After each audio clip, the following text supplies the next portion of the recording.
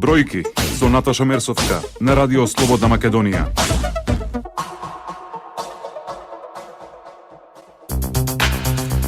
Добар ден, ја слушате економската емисија Бројки на Радио Слободна Македонија. Мој гостин денеска Димитар Петров, председател на Регулаторната комисија за енергетика. Добар ден, господине Петров, ви благодарам што издвоивте време да гостувате во Радио Слободна Македонија. Добар ден и благодарам за поканата. Поздрав за сите слушатели. Ви благодарам. Изминативе неколку години актуелен е падот на цената на нафтата на светските берзи. Како резултат на тоа се намалува и цената на горивата кај нас. Што предвидуваат аналитичарите? До кога ќе продолжи овој пат? Следејќи глобалните движења на економијата во регионот и во светот, нашите ставови или нашите очекувања се дека движењето на цената на нафтата и нафтените деривати ќе остане на ова ниво или со мали промени би требало да се движи во нагорна линија, ама не нешто значително. Овие индикатори врз основа на кои што го темелиме ова наше мислење, генерално и оно што е општо познато забавувањето на кинеската економија и соодветно на тоа намалената поборувачка на нафтените деривати, воедно истовремено и изголемената понуда на пазарот со нафтените деривати, со борбата едноставно на најголемите производители за задржување на уделот во пазарот кој што го имаат, вклучително тука и нормално новиот учеството на Иран во пазарот на нафтата. Сето тоа покажува дека ќе остане ова состојба барем во 2016 година со оглед на тоа дека имаме достигнато и најниските цени во минато 13 годишниот период со одлуката од минатата претходната одлука, односно 25 јануари оваа година. За колку се намалени? Имате проценти извадени? Изминативе години? Видите, од едно драстично намалување овие години тргнуваме од 2014 година од средината на јуни до сега, драстичното намалување негде околу 50% се намали крајната цена. Она што ги интересира потрошувачите е како се формира цената на нафтата кај нас, колку отпаѓа на акциза, на маржа. Методологијата е општо позната. Оно што Регулаторната комисија го работи врз основа на методологијата која што е составен дел на анексот дел по продажниот договор на акциите на ОКТА помеѓу ЕЛ Петролиум Балканик и владата на Република Македонија. Нашата надлежност е доследно применена оваа методологија, во суштина значи утврдување на највисоките цени на нафтените деривати, на малопродажните цени на нафтените деривати, во која што структура претходно влегува и рафинериските цени на ОКТА. Генерално на 14-дневно ниво се утврдува цената на нафтените деривати. Основни параметри од кои што зависи цената, утврдувањето на цената се движењето на суровата нафта од типот Брент на берзанската цена на нафтата и движењето на доларот во однос на денарот во истиот тој период, како и движењето на нафтените деривати кои што ги земаме од берзанскиот извештај на Плец, списанието. Тоа е базата за формирање на рафинериската цена. На оваа основа, на рафинериските цени на дериватите, се додават законските давачки кои што се сите утврдени со законот, а нив доаѓаат данокот на додадена вредност, акцизите, додатоците за заштита на животна средина, државните резерви и трговската маржа која што е еден од клучните аргументи зашто ние и како регулаторна комисија за енергетика даваме 4 типови на цени, односно се разликуваат сите овие групи цени. Овие групи на цени се разликуваат за 0,5 денари од највисоката па надолу, тргнувајќи од 3,2 денари, надолу, што значи дека даваме можности за сите трговци да не ги применуваат највисоките цени, што во суштини не се случува кај нас. Меѓутоа, тоа сакам да прашам, не се случува. Како да ги натераме сега трговците да понудат пониска цена?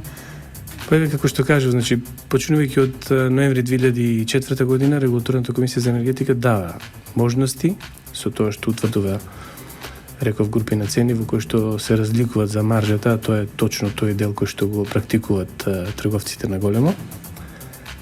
Меѓутоа, сепак правото е на трговците дали ќе го прават тоа или не го прават. Нашата улога е во можноста да се дадат такви опции и да ги користат трговците.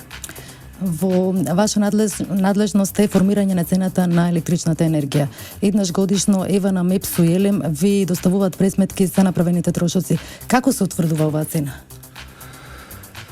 Цените на електричната енергија на регулираниот пазар се утврдуваат согласно правилници и тука и надлежноста на регулаторната комисија за енергетика и за изготвување на овие правилници за цени и за тарифните системи и за утврдување на цените со одлуки.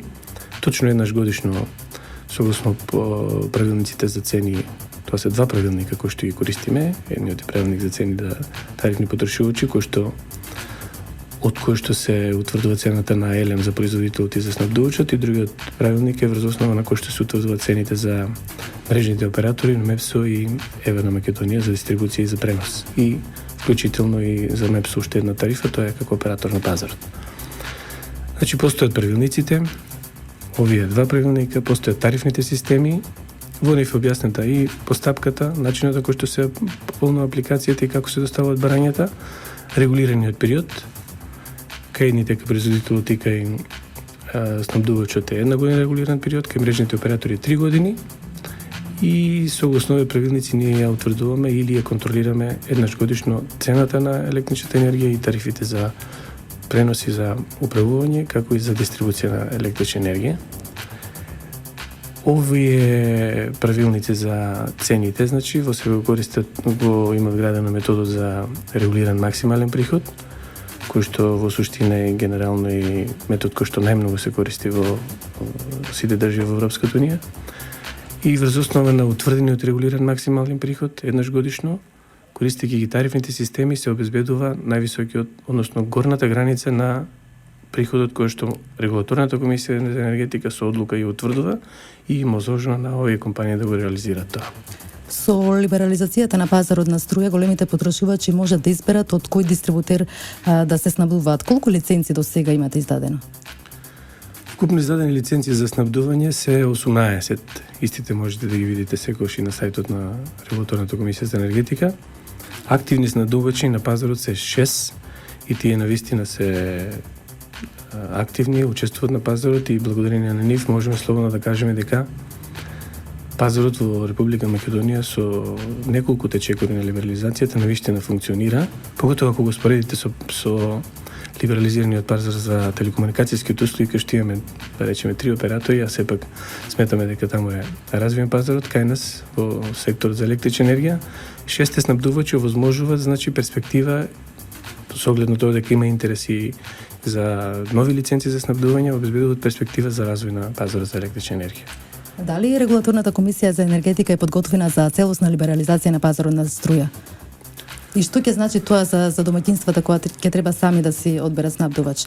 Може ли да се очекува повисока цена за граѓаните? Регулаторната комисија за енергетика апсолутно е подготвена за идните меѓучекори за либерализација на пазарот со електрична енергија. Тргнувајќи историски наназад, значи во двете фази, кои што се нарекуваат како две фази во Република Македонија, почнувајќи од 2008 година, кога прв пат сите оние потрошувачи кои што беа приклучени на 110 киловатно напонско ниво излегоа на пазар и да ги набавуваат сопствените потреби на слободниот пазар со електрична енергија, беше првиот чекор. Понатака од 2012 година по донесувањето на Законот за енергетика од 2011 година за прв пат и во регионот, нашиот регион, с операторите на мрежните оператори Евана и МЕПСО ги обезбедуваа собствените загуби, односно загубите од собствените мрежи на слободен пазар.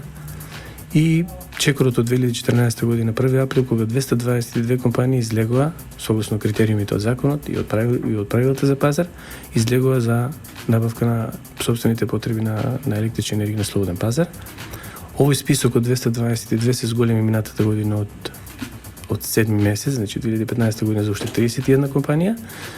И целиот овој процес регулаторната комисија за енергетика навистина го изведе успешно.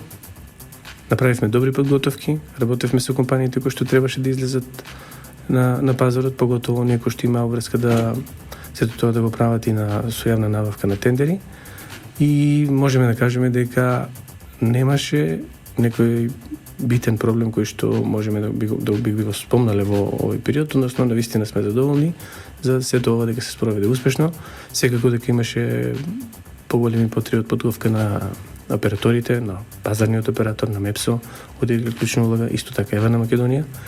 И сметам дека овој процес, кој што продолжува со измените на Законот за енергетика од октомври минатата година, ќе продолжи, А регулаторната комисија за енергетика нормално дека ќе ги направи сите подготовки како и во претходните чекори за да сите оние компании кои што следствено ќе излегуваат на слободен пазар бидат навреме подготвени и да продолжи овој успешен тренд на либерализацијата. Бројки со Наташа Мерсовска на Радио Слободна Македонија. Гостин во емисијата Бројки Димитар Петров, претседател на Регулаторната комисија за енергетика. Господине Петров, еднаш годишно се утврдува и цената на парното грејење. Дали падот на цените на нафтата со тоа и на мазутот може да резултира со намалување на цената на парното грејење годинава?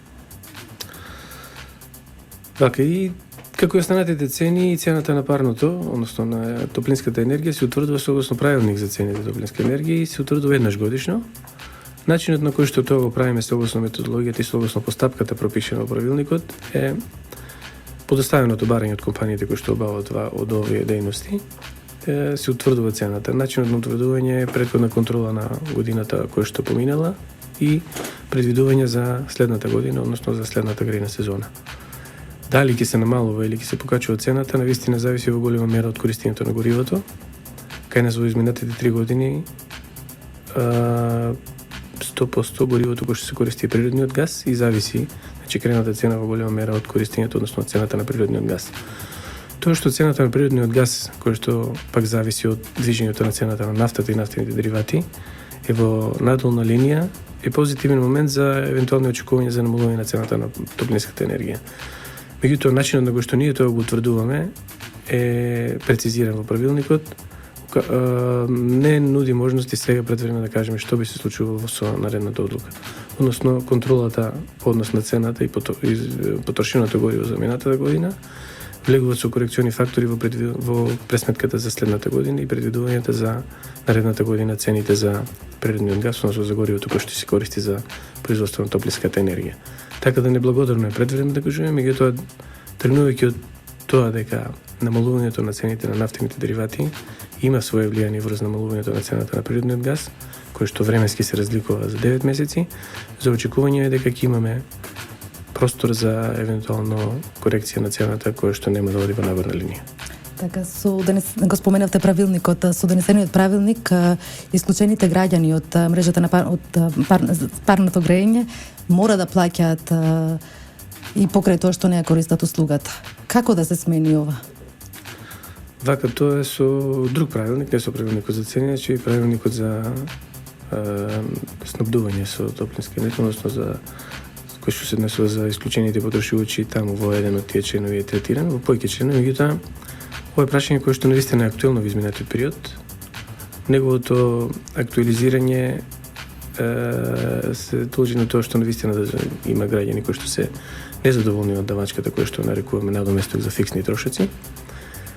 Меѓутоа, зошто ние сметаме дека треба да има ова и зошто сме го вовеле со правилникот за снабдување со топлинската енергија, нашите аргументи се потврдени од страна на Уставниот суд со неколку иницијативи и врз основа на аргументите кои што има и во соседните земји. Значи, дека тоа го има насекаде, го има и дека со ова мерка веќе е потврдено дека нашите предвидувања се остварија, значи се враќаат потрошувачите, оние кои што беа исклучени во повторно да се приклучат на мрежата на топлинската енергија, покажува дека успешна била мерката. Генерално проблемот произлегува од законот за домување, односно од начинот на кој што стамбено-колективните објекти ја користат топлинската енергија. Овој правилник овозможува на сите оние кои што ќе се исклучат комплетно, значи во индивидуалните куќи, да немат обврска за плаќање на фиксен надоместок или доколку една зграда, без разлика што има еден мерен уред, ако целата се исклучи, исто така имат можности да не плаќат, значи не се вклучени во системот за плаќање на надоместокот. Овој надоместок во суштина значи распределба во вкупниот надоместок на зградата, односно помеѓу станарите. Тоа значи дека компанијата не добива дополнителен приход од овие исклучени потрошувачи. Нешто кое што прави во принцип и забуна е тоа дека тој надоместок носи назив фиксен, а во текот на една во однос на другата година се менува. Се менува затоа што со утврдената одлука за цена еднаш годишно Регулаторната комисија за енергетика ќе контролира фиксните трошоци на компаниите и овие фиксни трошоци се основа за пресметка на фиксниот надоместок кој што го плаќаат овие исклучени потрошувачи. Значи, тоа е начинот на кој што се пресметува, начинот на кој што се фактурира на исклучените потрошувачи. Кажавме дека имаше 10 иницијативи од донесувањето на овој правилник, од граѓани, од здруженија, од незадоволни потрошувачи, од овие исклучени потрошувачи. Уставниот суд не покрена иницијатива, освен во еден случај, каде што го укине, ние веднаш го тргнавме како одредба од правилникот.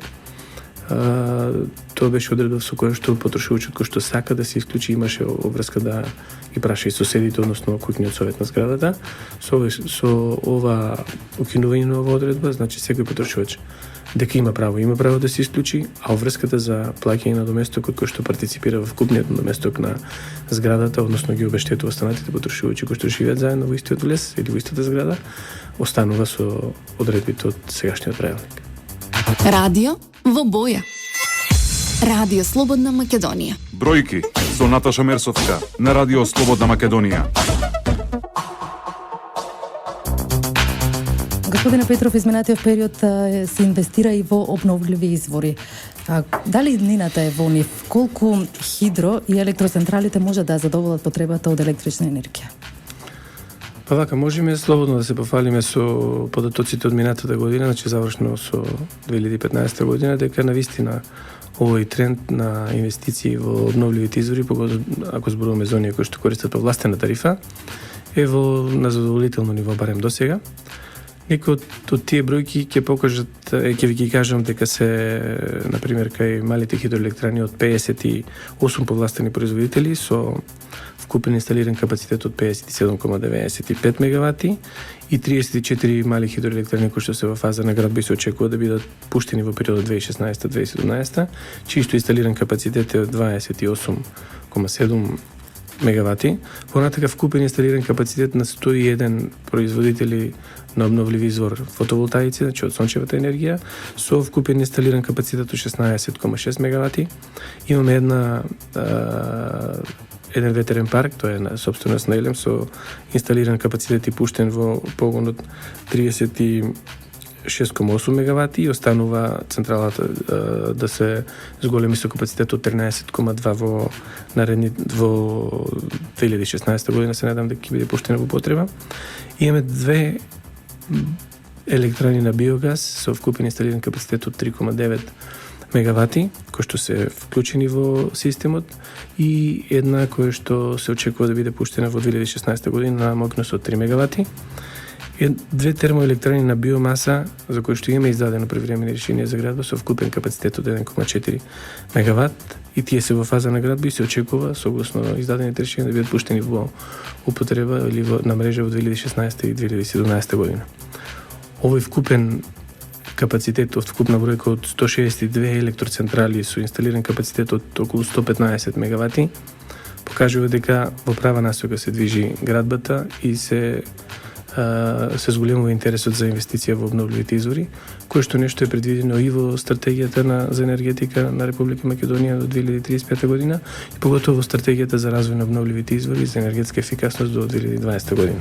Сето она кое што го има направено владата во рамките на оваа стратегија и со донесувањето на подзаконските акти како уредбата за повластени производители и одлуката за користење на повластени тарифи, кои што пак регулаторната комисија за енергетика врз основа на правилникот за повластени производители ги води постапките и го води регистарот за повластени производители за сите овие обновливи извори, како и постапката за лиценција која што исто така водиме ние, укажуваат дека во права вистинска насока се движи ова и дека обврската која што Република Македонија има преземено за воведување на обновливите извори во вкупната потрошувачка од 21%, сметаме дека ќе исполни во рамките на предвидениот законски рок, односно во преземените обврски до 2020 година. А сега колку проценти се задоволуваат во моментов?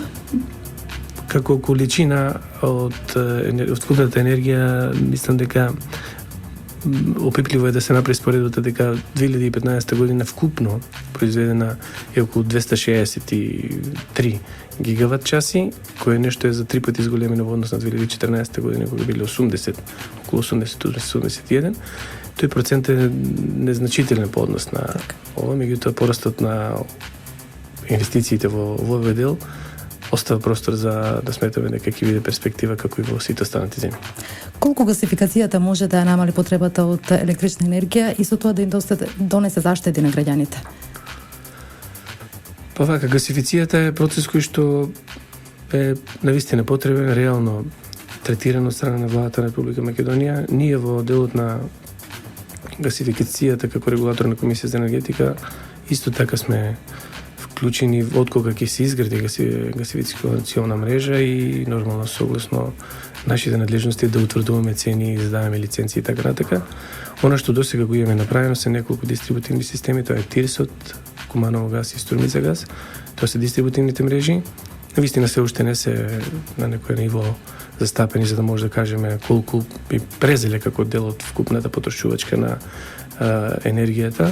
Гасификацијата во суштина значи и намалување на потрошувачката на електрична енергија, затоа што најголем дел од природниот газ би се користил во периодот за грејање, што значи дека граѓаните за да го почувствуваат намалувањето или комодитетот од користењето на природниот газ би требало да се зголеми потрошувачката. Перспективно, со зголемувањето на потрошувачката значи и намалување на тарифите мрежни, тоа се на гама и на дистрибутивните системи, кој што е прв индикатор дека тие две работи треба да се движат истовремено и да порасне потрошувачката, меѓутоа и треба да се инвестира во градбата на дистрибутивните мрежи. Малку се одолговлечи процесот на гасификација. Реално според вашите проценки, кога би можеле да кажеме дека ќе има газ во Скопје до секој дом?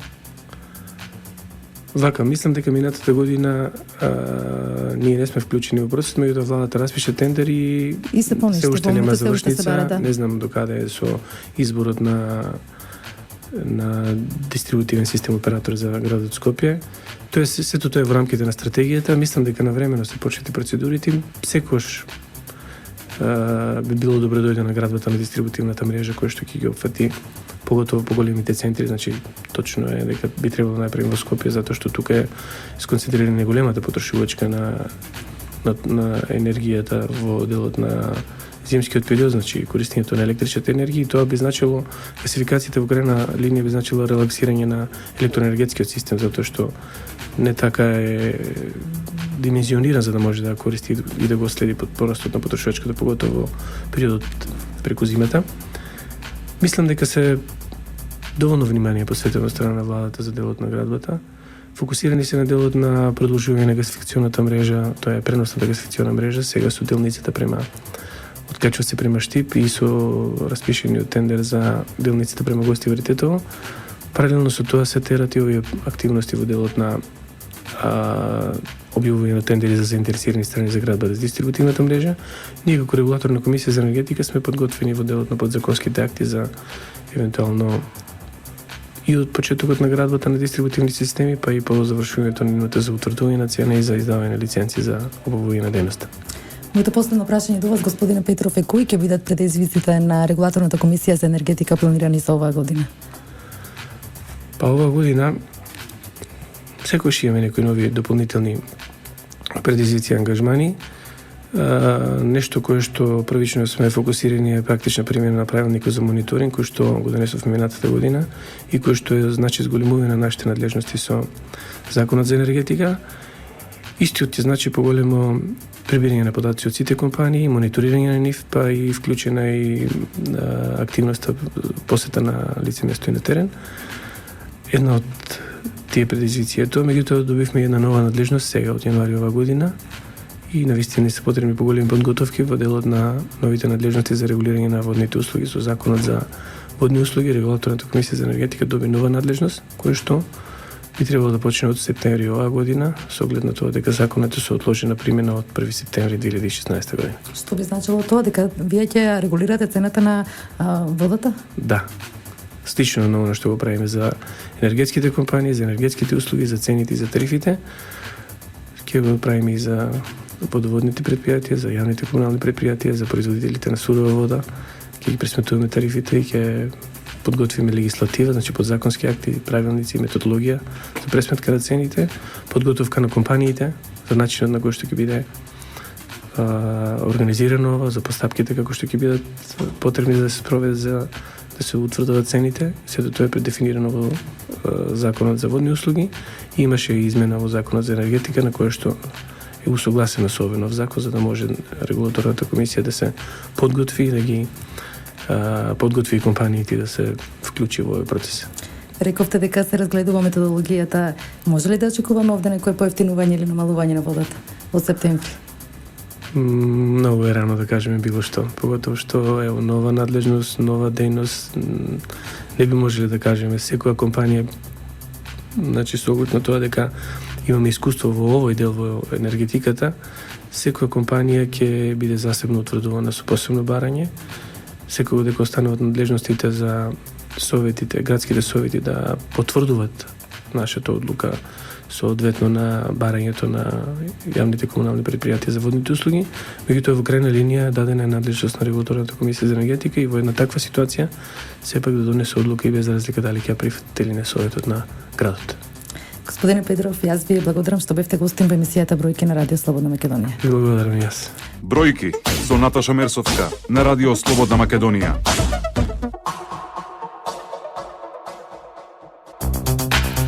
Во емисијата Бројки ве информирам и за најактуелните економски настани неделава.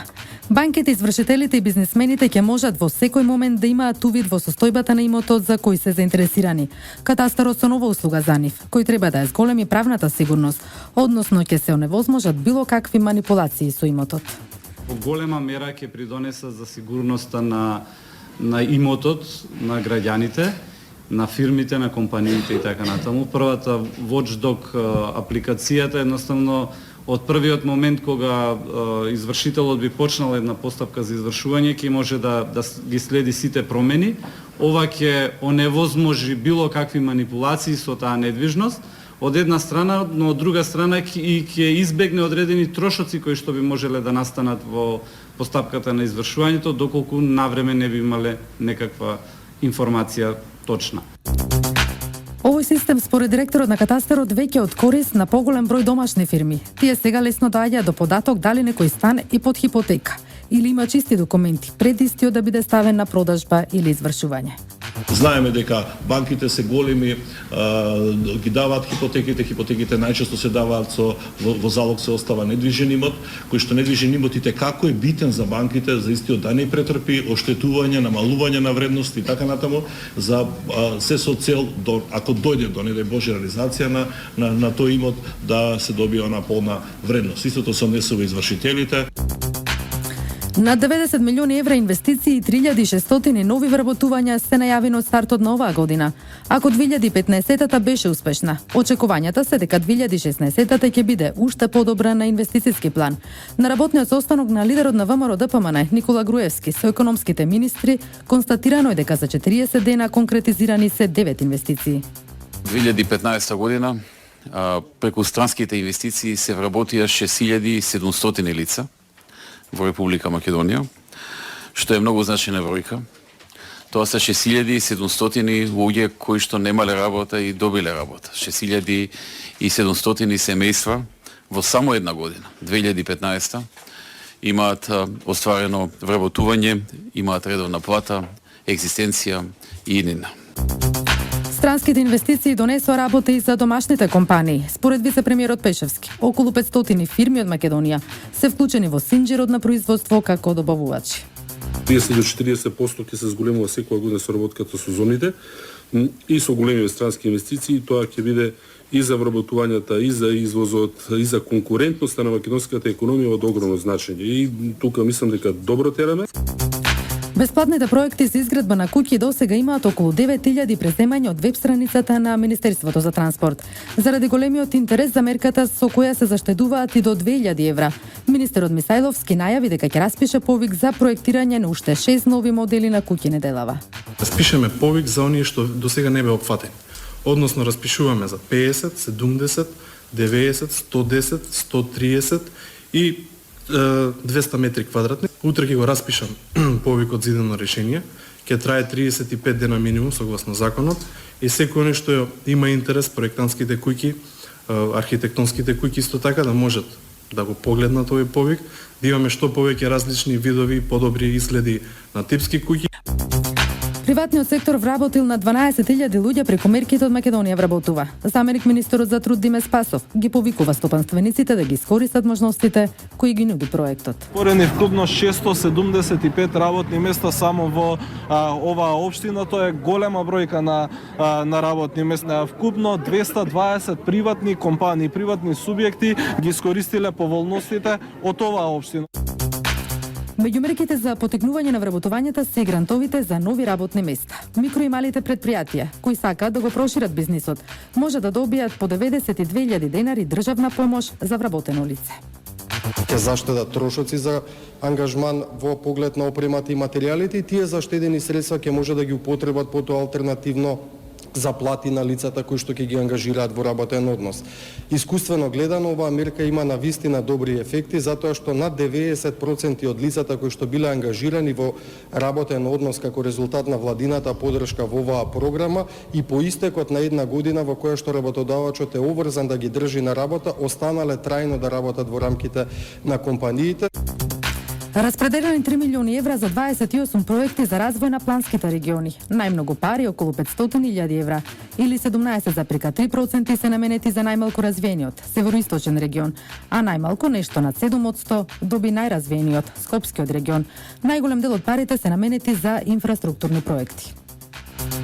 Станува збор за проекти со кои ќе се гради или реконструира локална патна инфраструктура во 5 региони, ќе се гради инфраструктура во 2 локални индустријски зони, и тоа во Велес и Неготино, ќе се уреди јавен простор за паркови во 3 региони, ќе се модернизира регионалниот пазар за стоки во Пелагонискиот регион, ќе се изведуваат комунални инфраструктурни проекти во 3 региони, а ќе се изврши и адаптација и санација на занатскиот дом во Куманово. 200 лица од ранливите категории ќе бидат ангажирани за потребите на општините. Тие ќе бидат од евиденцијата за невработени, кои потешко доаѓаат до работа. Ќе имаат задача да се грижат за старите и неподвижни лица. За тоа ќе добиваат по 6.200 денари за храна и превоз. Ќе бидат осигурани во случај на повреда. Ќе им се плати персоналниот данок. За време на 6-месечниот ангажман нема да им биде укината социјалната помош. За годинава за оваа мерка извоени се над 140.000 евра. Оние кои што се потешко вработливи, кои што ќе учествуваат во оваа програма, ќе добијат, ќе ги надградат своите работни способности, ќе добијат работен ангажман и ќе им се зголема шансите за понатамошно вработување. Општините кои имаат потреба од овие лица може да аплицираат уште од денеска. Огласот трае 35 дена. Едноставно е наменета за оние кои што навеќе им треба, а воедно е на мала помош на општините во делот на обавување на нивните суштински дејности, односно помош на граѓаните во кои што се тие во тие општини. Сите оние пријавени невработеници кои што се во социјален ризик ќе бидат повикани на интервју во општините заедно со нашиот тим и ќе се склучат потоа договорите со оние што се најзасегнати.